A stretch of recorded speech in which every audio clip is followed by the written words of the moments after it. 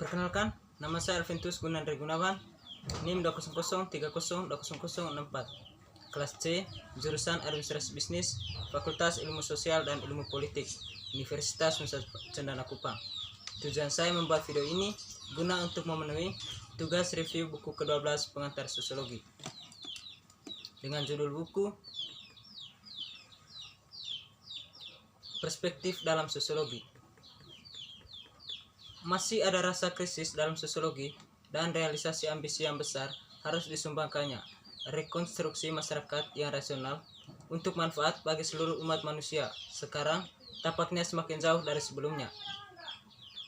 Pada saat ini bahkan ada kecurigaan bahwa disiplin tersebut benar-benar telah melakukan likuidasi. Sejak menulis edisi pertama Perspektif in Sosiologi pada tahun 1979 telah terjadi banyak perubahan dalam sifat dari apa yang terjadi di bawah judul sosiologi. Jika sosiologi tidak kehilangan semua poinnya, maka sosiologi telah kehilangan banyak kekhasannya. Memang, dalam sejumlah disiplin ilmu yang berbeda, termasuk linguistik, psikologi, sejarah, media, studi sastra dan budaya, dan bahkan arkeologi, ada pengejaran masalah yang pada suatu waktu akan telah dijuluki sosiologis.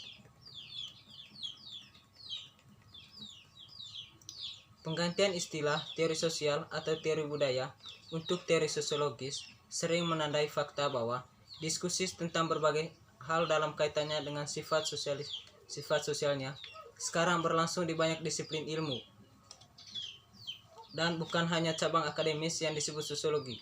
Judul yang lebih baik untuk edisi kelima ini mungkin kemudian menjadi perspektif in sosial teori, karena tentu saja beberapa dari karya terbaru yang akan kita ulas dikerjakan oleh para filsuf daripada sosiolog. Pekerjaan ini sangat berpengaruh pada sosiologi itu sendiri. Banyak kecenderungan yang memunculkan perkembangan saat ini sudah ada, setidaknya bentuk yang baru lahir ketika edisi pertama keluar. Saat itu mereka hanya marginal, sekarang mereka telah meningkat ke status dominan dan memiliki pengaruh internasional dan interdisipliner yang sangat besar. Pecahnya pembangkangan mahasiswa di Amerika Serikat sebagai reaksi terhadap Perang Vietnam dan gangguan mahasiswa terkait di Eropa yang mencapai puncaknya dalam peristiwa Mei 1968 di Paris, mengubah hal yang secara substansial dalam sosiologi. Arus utama sosiologi Anglo-Amerika dituduh berpuas diri secara intelektual dan ketidakjujuran politik dalam menyajikan sebagai ilmu pengetahuan yang pada kenyataannya lebih merupakan pembenaran ideologis bisnis, militer, dan negara. Ada reaksi keras terhadap gagasan bahwa sosiologi harus berusaha menjadi ilmu. Oleh karena itu, posisi yang menganjurkan sosiologi sebagai disiplin ilmu lunak daripada disiplin ilmu keras menjadi populer sementara. Misalnya interaksi simbolik dan etnometodologi. Perkembangan yang dihasilkan dari reaksi di tahun 1960-an yang lebih menentukan dalam membawa sosiologi Anglo-Amerika ke kondisi sekarang. Bagaimanapun adalah upaya untuk mempolitisasi disiplin ilmu tersebut untuk membangun kapasitasnya. Dalam mengkritik masyarakat modern, mereka melibatkan revolusi, pertama-tama Marxisme, dan kedua pemikiran sosial kontinental, terutama Farisi yang dipengaruhi Marxis.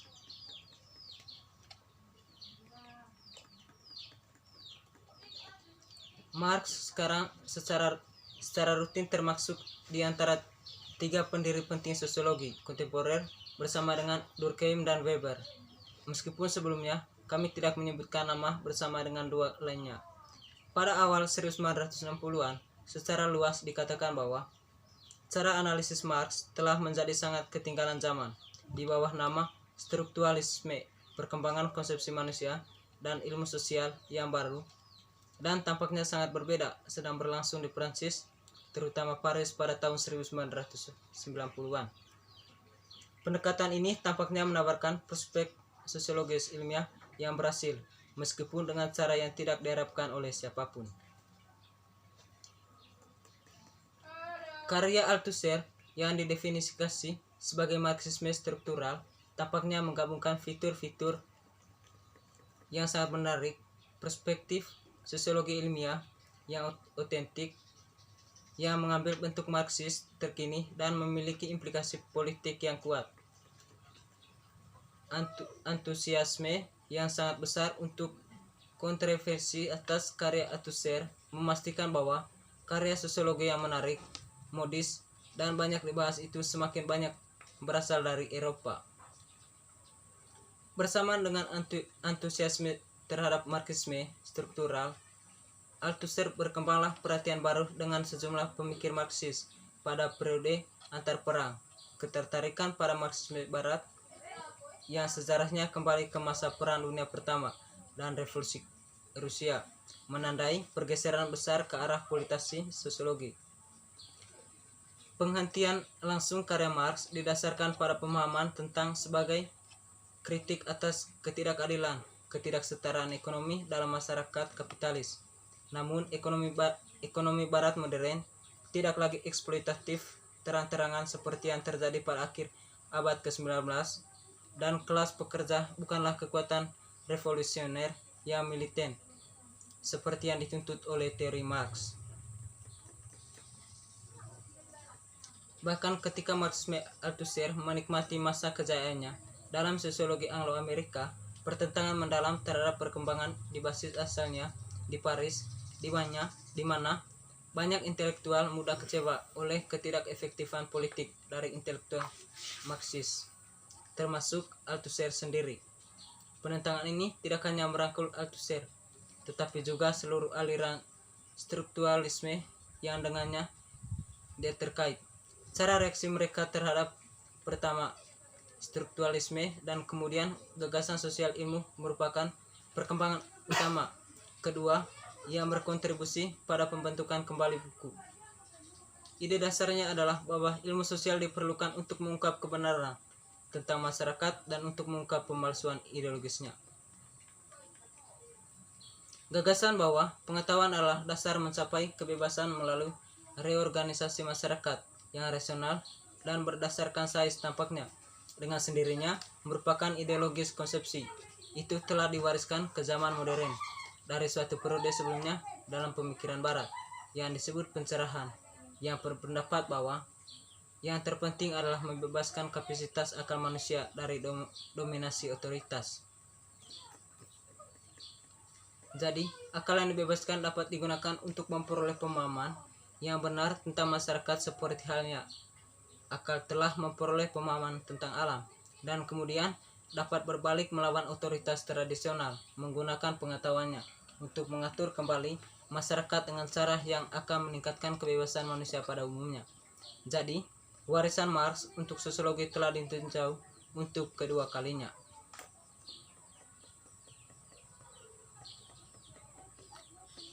Dari semua yang telah disampaikan sejauh ini, jelas bahwa kisah yang kami sampaikan dapat diceritakan secara kronologis, secara luas. Ini adalah perbedaan signifikan lainnya antara edisi sebelumnya, di mana kami menafsirkan gagasan tentang perspektif sosiologis dengan cara yang tak lekang oleh waktu. Tentu saja, hubungan kronologis antara ide dan pendekatan yang akan kita bahas sekarang ini rumit dan memiliki banyak segi. Namun demikian, pada dasarnya benar untuk mengatakan bahwa pergeseran dalam pemikiran teoritis dalam sosiologi selama 30 tahun terakhir ini telah mengikuti pola yang pasti, meskipun longgar. Yang kedua, apakah Marx seorang humanis?